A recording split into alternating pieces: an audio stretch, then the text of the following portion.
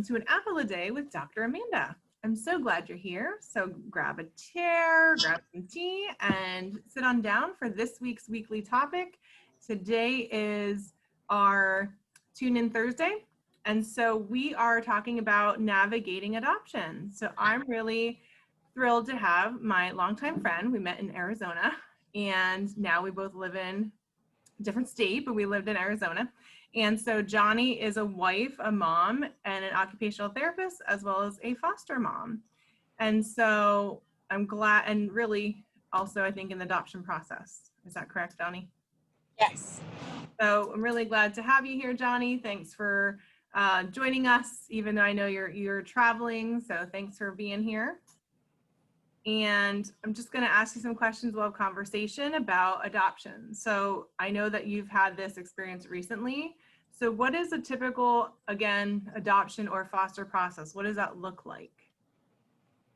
The foster process, you are connected with a company or a county related organization that they come out, they check your house out, they do trainings with you, they check your background, and they pair you with a foster baby or child. And then you have a choice to either be a permanent home or a place that child will reside with you until a permanent home is available. And then you work closely with all the different counties and case managers that are involved with that child's life. Okay. So it is the process for them to really get to know you, get that information and make sure it's safe for the student and also for you and a good fit. Is that part of that process? Yes, when my husband and I started doing the foster process, we had to go through several weeks of education and interviews separately together. They interviewed my children, they toured my house, checked all the different aspects of my house to make sure it was a safe, clean, appropriate environment to place a child in. And then what are the benefits of the current adoption and foster system? Like what are some benefits you think for people who are looking to adopt or, foster students and children? One of the biggest benefits of foster to adopt is that there's so many children out there that are seeking homes. So many children that need a safe, clean place and someone that will advocate for them and look out for that child's well-being. The other benefits are that, you don't have to choose babies. You don't have to choose teens. You can say what your home is prepared for. And gender, you have a lot of flexibility in the foster care system. Also, it does come with some financial support for that little person. So, for example, I'm with a company that has a lot of medical babies that come through. So my baby has some medical challenges, and he comes with his own insurance, and they give me a supplement of income to supply his clothing and needs. But also I'm hooked up with all of the government things that I need for him to be able to get his formula and his different medical devices that he needs. So there's a lot of people out there that are trying to coordinate care for that little guy, and you're not in a pool and not knowing which way to go. Mm-hmm. So that's good. So there's a lot of support. And again, depending on students, even if they have more needs, like you said, whether it be disability or significant medical needs, there are systems and things in place to help support families, depending on the range for the student. And that's important, especially with this process. That's good. And then are there any reasons to change the current system or any things that you would think might help add to keep children safe or to, again, help encourage families, because depending if it's international or national, there's a lot of different important things in place, but sometimes those procedures can be very lengthy. And I'm just curious, do you think those are important? Do you think there's some things that could change based on your experiences? My little guy came to me at 2.5 years of age, and I've known him since 4 months old. And one of the things that I would definitely take into consideration is the coordination of care.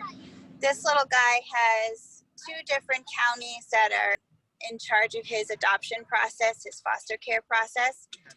They have several different people involved in, let's say, his medical care, and then his adoption, his fostering, all of that stuff.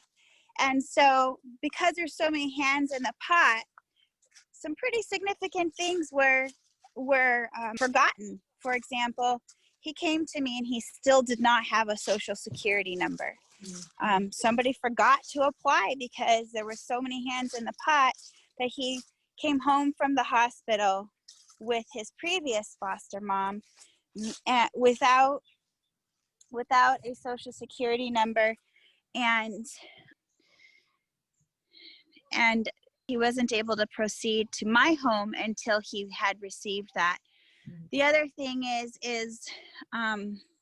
his medical paperwork got lost in the system, and even now they're still trying to track things down. Other problems that I've seen other foster moms go through is that foster families have no voice in the situation.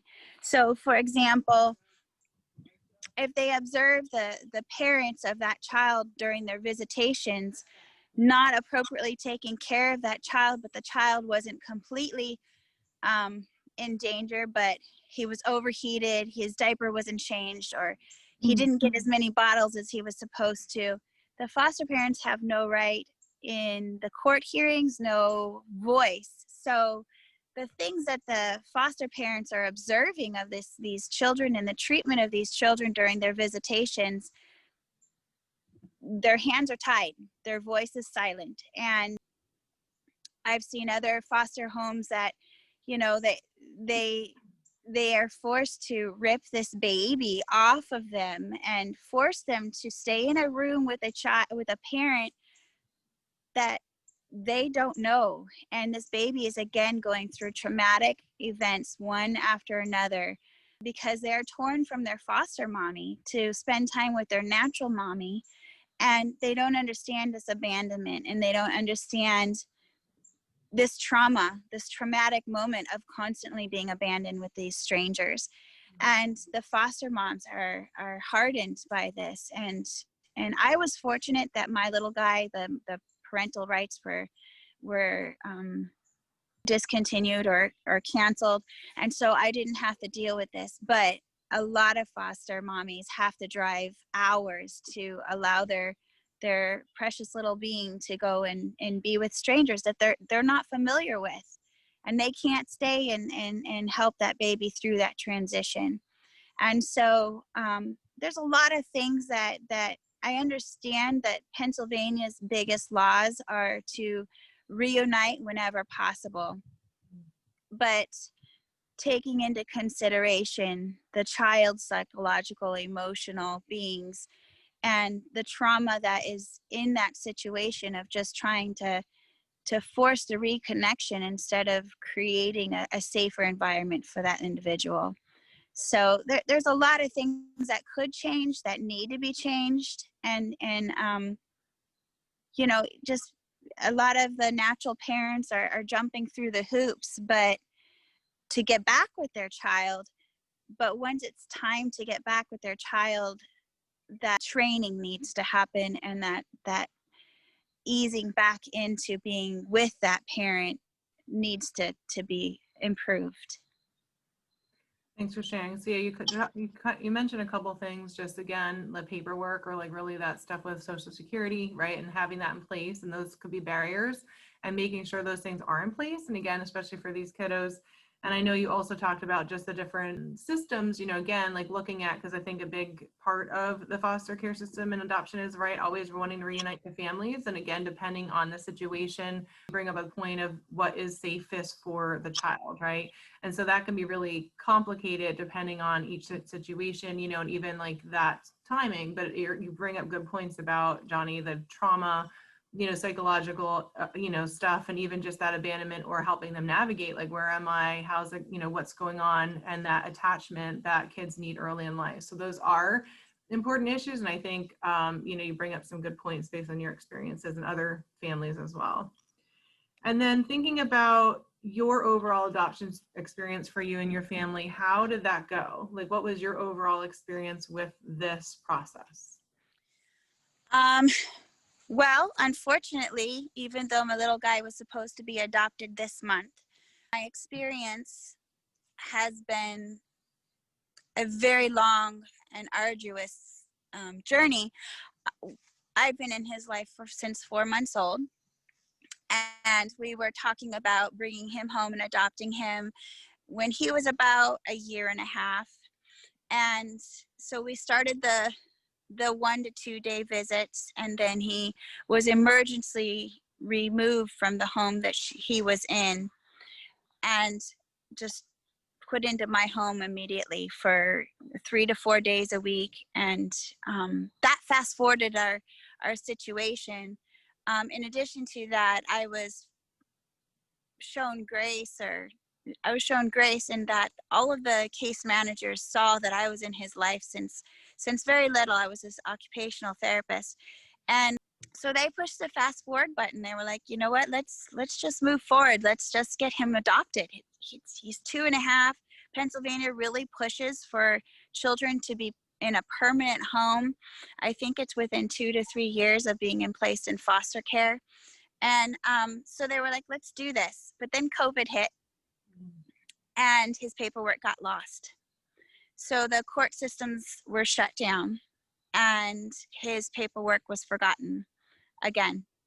And so, being who I am, the squeaky wheel, I was calling and calling and calling. And finally somebody was like, oh, I forgot to do that. So then he was put into the finalization stage. But again, 2 months later, I found out that nobody knew he was in the finalization stage. His paperwork was forgotten again. And so now, because of the courts being closed because of COVID, and because of his paperwork being lost several times again, we aren't even completed in our finalization stage.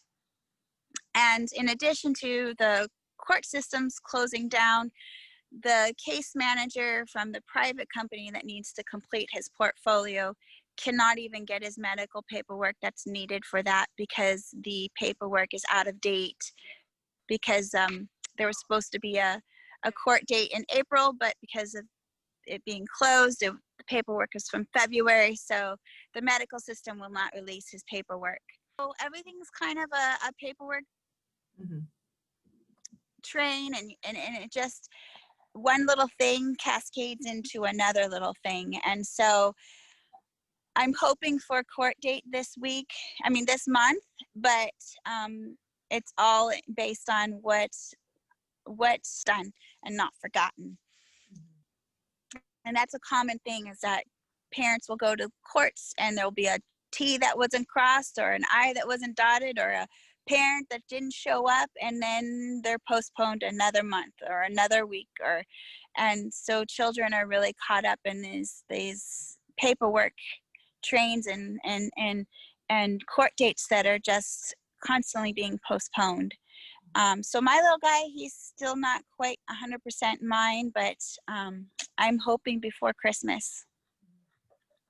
Well, so it seems like, again, like, for the process, and you talked about the importance of advocacy, and again, that being you, but again, for other families, they may or may not know that. And again, we had that big pandemic, so that didn't help any of the paperwork. And so I feel like it's almost, I don't know if you agree, a catch-22. You want paperwork, so you make sure that the right procedures are in place, right, for people, but then it can also be hard when you have like pandemics, or you have all these different people that need to be part of this. And, if there are any delays due to different parties, but yet it's almost like in place for safety, yet can be really hard. So I think that can be definitely a daunting experience when you're like constantly making sure, did everybody get the paperwork? Do we have the paperwork and everything, and all the different players? In my son's situation, is he has a permanency worker, he has a case manager, he has an insurance manager, he has another case manager from another company. And so it's constantly making sure, did I talk to this person, this person, this person, this person this month? And it's your phone and your email are constantly going. That's for sure. Yeah, and that's a lot about interagency collaboration. But again, for different cases, and especially with medical, it probably makes sense. But again, I'm sure it's really arduous. Do you have any tips for families? I know you talked a lot about different things you've experienced, but do you have any, maybe 1 or 2 tips for families that are looking to adopt or even maybe foster some children? And maybe particularly because you had, I know for your son, he had more medical concerns. Like, do you have any tips for them before they start? One of my biggest things is definitely thinking about foster to adopt 100%, because there's so many babies out there that are needing a place to call home. And you know, when you decide to do that, it can move real fast to get the child into your home, but you never really get the big picture until after they've moved in. I'm an occupational therapist. I've known my little guy since he was 4 months old, and I was like, I can do this. Yeah, I know what I'm doing. But the reality is that you're not going to know the real picture until they move in, and you're dealing with that child's trauma, what he's received in the different homes, how many times he's hopped a home, how many times he's moved. And you're dealing with the adjustments to dealing with the medical challenges. My guy was not just on a feeding pump, and he had a G-tube, but you can also get kiddos that have cerebral palsy and some other major diagnoses that need your home to be modified. So if you're willing to take on a child who has medical challenges, looking at the diagnoses, researching them, gaining understanding, and seeing how your home could be modified. And there's lots of people that will come and advocate for that child and say, well, we need a ramp here, and we need the bedroom here, and then, you know, understanding that the first couple months is going to be a challenge, but they're worth it. There's going to be behaviors, and there's going to be crying, and there's going to be adjustments, but they're worth it. And these children need somebody to say they're worth it, because if not us, then who? And they're lost in the system, and they age out at 22 with nobody to call home, nobody to go and say, to ask questions and to celebrate the holidays with. And it's just so important to just really consider foster to adopt.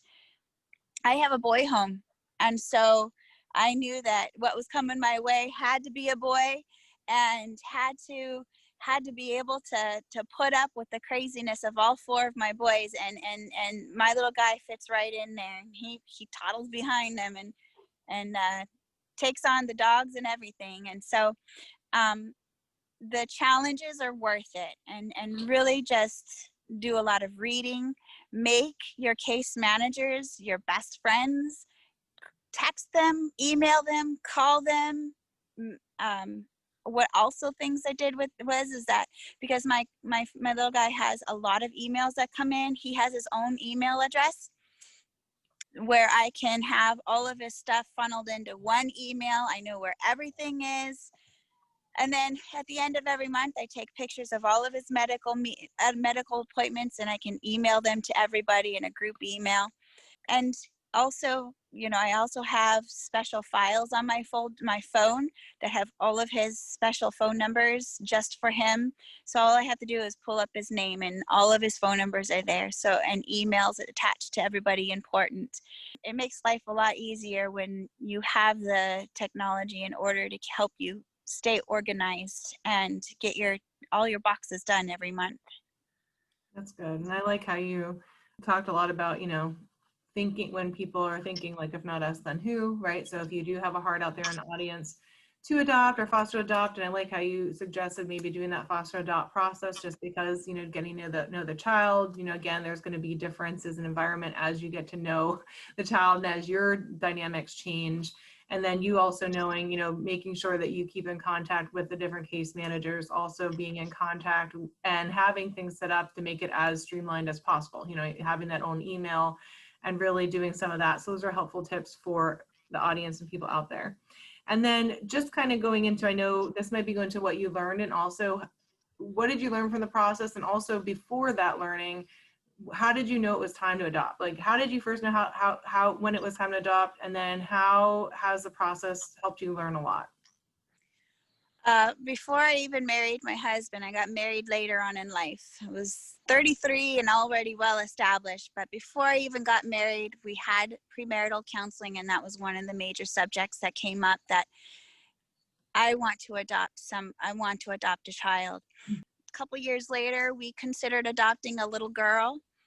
We started the process, and it kind of just fizzled out. The company didn't call back. It just fizzled out, and I knew that it just wasn't time yet. It wasn't God's timing.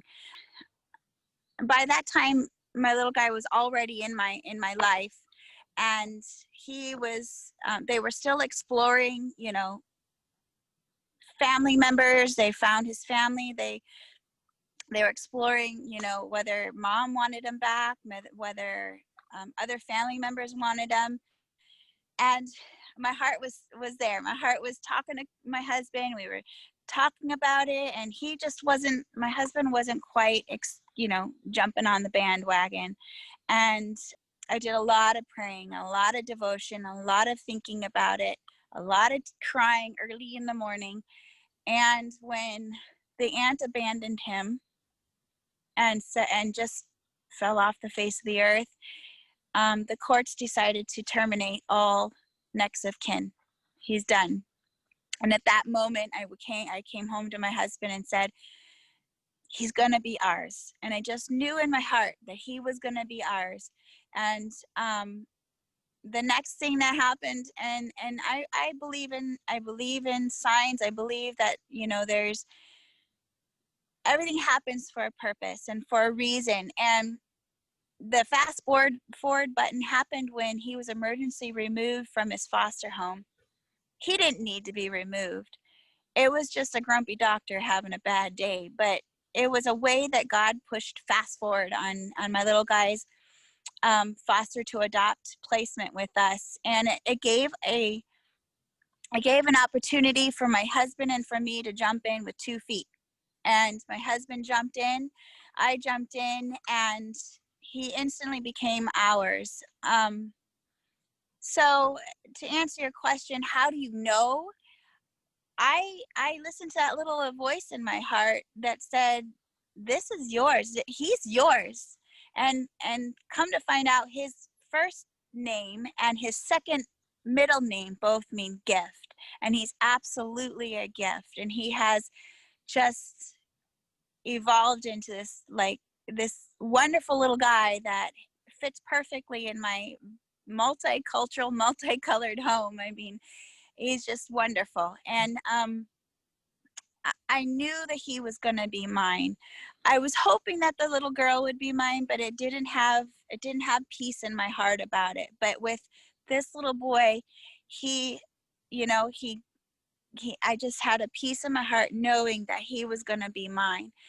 And how do I know what time or that it's time? Again, if there's a quote that I just read on Facebook, and it said, if you're looking for opportunity, you will find opportunity. And I've always had my heart open to God's direction and an opportunity to serve. And that's the basis of everything. And when this little guy came along and next of kin was canceled, I instantly felt the door open, and it was time for him to come home and live with us. That's great. No, thank you for sharing that. And again, I love that process that you had, just really talking about, how you went through that process and, really knew then with that piece that you had. And again, hopefully for families out there, there's something, and you said there's always opportunities. There might be something that just really shows you so clearly that it's time. So thanks for sharing. And then, again, finally, like just as we're nearing the end of this, are there any resources or tips that you would have for, I know you've talked about some tips, but like any resources for the audience that you kind of did in this process, or maybe places you looked, or like how you began this to look at how do I start this process? I did want to say one other thing is that if you choose to foster, it doesn't have to mean adoption. You can choose just to be a foster home. But resources, I'm very big on reading. So, learning about the gender that you're going to allow in your home, learning about the diagnosis. But I'm working through Children's Choice, and they are a private company, and they're a great group of people to work through. But you can always Google foster care. There's ads on the Facebook. There's ads in your bank, in your library.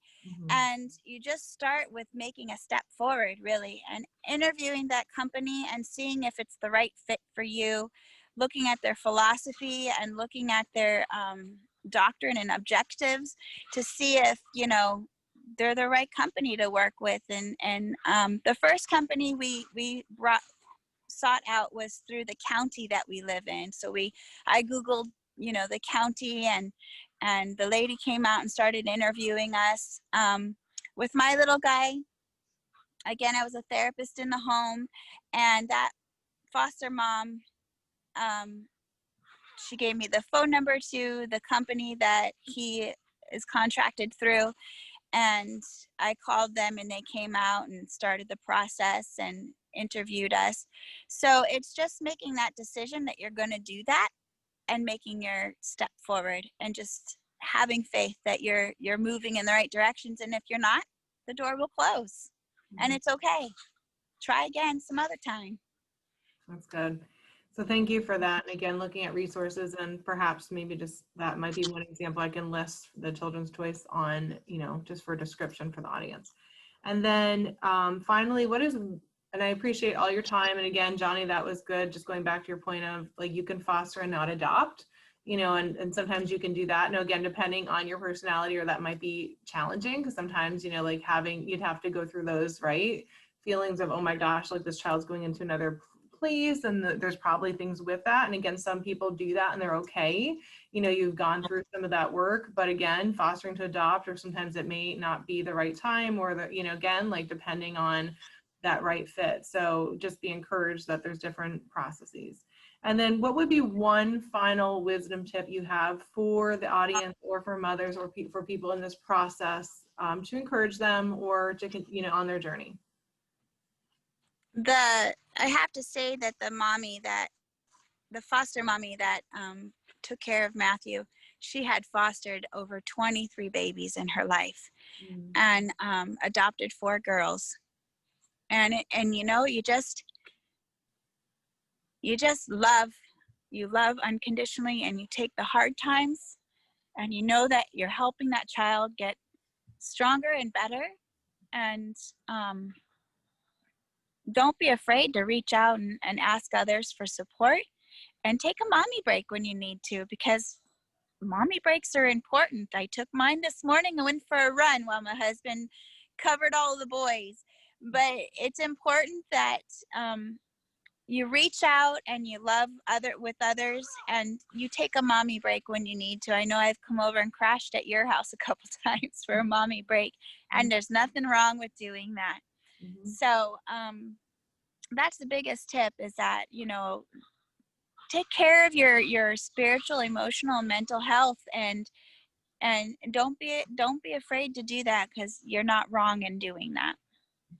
Thanks, Johni. So again, looking at that, take breaks, and really this process, I think, there's so many different ways to do it, but learning how to unconditionally love, that's like an ongoing process, and, growing in love, right? And continuing to learn how to do that if you're in this process, and not being so hard on yourself. And like you said, asking for help is huge, and being able to say, I need certain breaks, and that's healthy even as a mom. So thank you so much for that. And so audience, this was our week on learning about the adoption and foster process. So we had Johni today, and we appreciate your time, Johni. I know you're busy as an OT mom and wife, but you know, your kiddos, but thank you for your time. Audience, you know, please like, share, subscribe, tell a friend, and please tune on in. I'll be continuing with this, and next week we'll be going into a new process, new theme. But again, this week we actually had Johni and we had Sarah, and Sarah had a process for international adoption, and Johni had one in the United States. It's really interesting to learn both perspectives and what their processes were a little different. So again, make sure you tune into both. So take care, be well, you're incredible, amazing, and I hope to see you tomorrow. So.